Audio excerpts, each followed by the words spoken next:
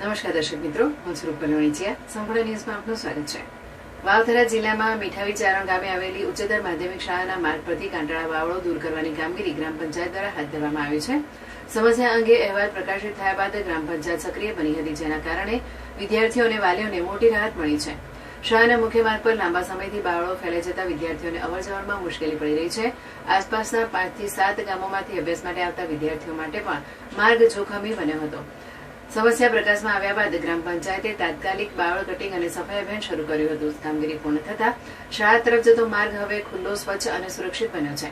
સ્થાનિક ગ્રામજનો અને વાલીઓએ ગ્રામ પંચાયતની કામગીરીને આવકારી હતી. તેમણે જણાવ્યું હતું કે લાંબા સમયથી ચાલતી સમસ્યાનો ઉકેલ આવતા વિદ્યાર્થીઓને મોટી સગવડ મળી છે. સાથે જ ભવિષ્યમાં પણ આવી જાળવણી નિયમિત રીતે કરવામાં આવે તેવી માંગણી કરી હતી.